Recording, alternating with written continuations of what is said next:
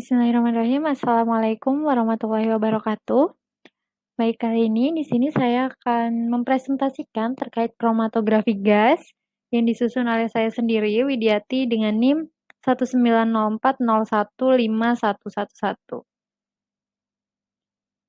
Oke, pertama di sini ada definisi kromatografi gas.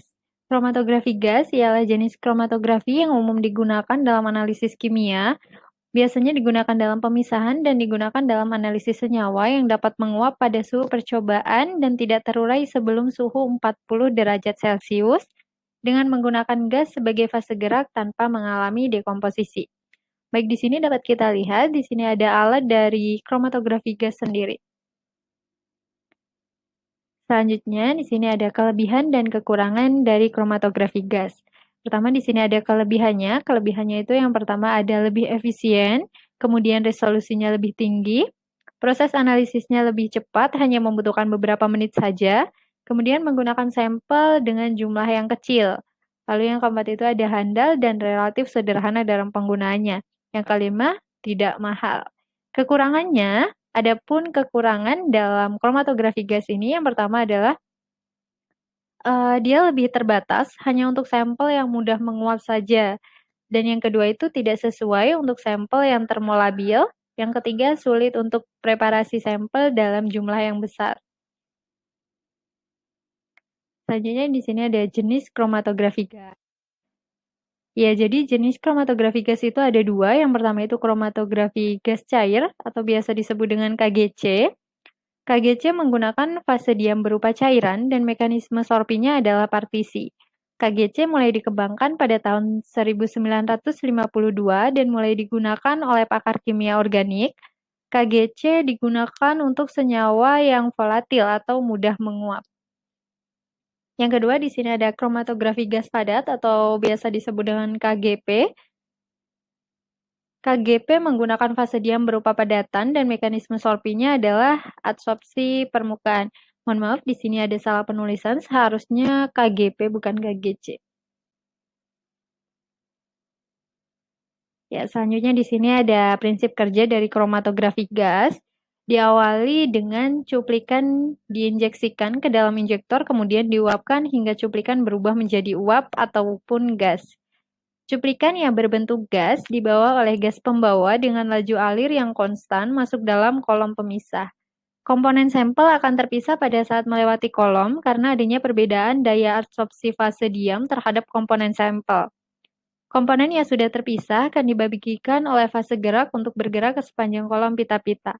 Setelah sampel dipisahkan menjadi masing-masing komponen, lalu akan dikeluarkan dari kolom bersama dengan fase gerak. Selanjutnya, konsentrasi komponen tersebut dapat diukur dengan suatu alat detektor yang akan menghasilkan sinyal dan dikirim ke pencatatan. Komponen dari sampel yang telah dipisahkan akan menghasilkan kurva karena masing-masing komponen tersebut ditahan pada kolom dan waktu yang berbeda-beda. Lamanya waktu suatu komponen ditahan oleh kolom absorpsi merupakan ciri khas komponen yang biasa kita sebut itu dengan waktu retensi atau nilai RF. Ya, selanjutnya di sini ada bagian-bagian dari kromatografi gas. Dapat kita lihat yang pertama itu ada carrier gas atau gas pembawa, yang kemudian ada flow controller, kemudian ada sampel injector, lalu ada kolom, detektor, dan di sini ada pencatatan. Ya, yang pertama kita akan membahas tentang gas pembawa. Pembawa itu secara kimiawi harus inert dan tersedia dengan kemurnian yang cukup tinggi. Contoh yang biasa digunakan itu adalah AR, HE, dan N2. Kemudian ada injektor yang mengantarkan sampel ke dalam aliran gas pembawa. Menginjekkan sampel dapat dilakukan secara manual atau secara otomatis yang dapat menyesuaikan jumlah sampel. Selanjutnya di sini ada kolom yang merupakan tempat terjadinya proses pemisahan karena di dalamnya terdapat fase diam.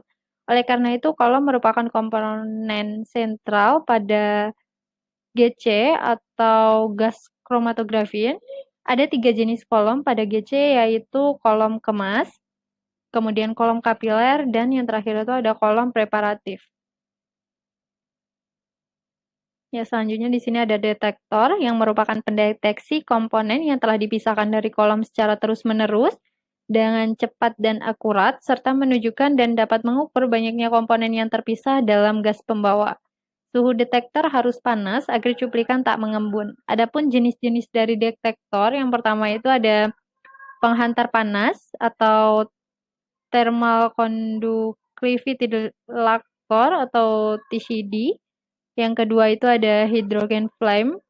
Yang ketiga ada flame ionization detector. Ya, selanjutnya di sini ada prosedur kerja dari kromatografi gas sendiri. Yang pertama itu lakukan proses preparasi sampel di awal jika memang dirasa membutuhkan waktu yang cukup lama. Jika memang dirasa preparasi sampelnya sebentar, bisa dilakukan bersamaan dengan persiapan instrumennya. Yang kedua itu nyalakan UPS untuk antisipasi daya listrik turun atau mati ketika instrumen sedang digunakan. Ketiga, nyalakan komputer atau PC yang sebelumnya sudah dikonfigurasi untuk instrumen gas kromatografi. 4. Nyalakan instrumen gas kromatografi, biasanya terdapat switch di bagian kiri atau belakang. Tunggu hingga instrumen menginisiasi komponen. Pada beberapa instrumen terdapat fitur self-testing sekitar beberapa menit. Kemudian buka katup gas atau flow controller pada instrumen ini untuk memastikan gas carrier bisa mengalir. Selanjutnya beralih fokus ke komputer, buka aplikasi instrumen, pastikan komputer dan instrumen terhubung dan bisa berkomunikasi. Selanjutnya setting instrumen untuk melakukan condition. Proses ini biasanya akan mengatur suhu kolom pada rentan waktu tertentu, tunggu 20-30 menit sesuai dengan masing-masing instrumen, atau pada kasus tertentu dapat informasi bahwa instrumen sudah dalam kondisi ready. Selanjutnya di sisi lain, jika Anda belum menyiapkan sampel, bisa dilakukan saat ini sambil menunggu instrumen siap. Pada bagian aplikasi, setting identitas sampel yang akan dianalisis dengan lengkap dan informasi penting lainnya seperti name user, tanggal, metode yang digunakan, nama sampel, senyawa pada sampel, running time, holding time, retention time, dan lain sebagainya. Jika dirasa semua persiapan untuk analisis sudah sesuai, tinggal running metode instrumen dan injeksikan sampel. Tunggu hingga proses selesai dan menampilkan hasil pada layar komputer. Ya, di sini ada daftar pustaka yang saya gunakan dalam penyusunan PowerPoint tersebut. Terima kasih, sekian presentasi dari saya. Mohon maaf bila ada salah kata. Billahi fisabilillah haq, astabiqul khaira. Wassalamualaikum warahmatullahi wabarakatuh.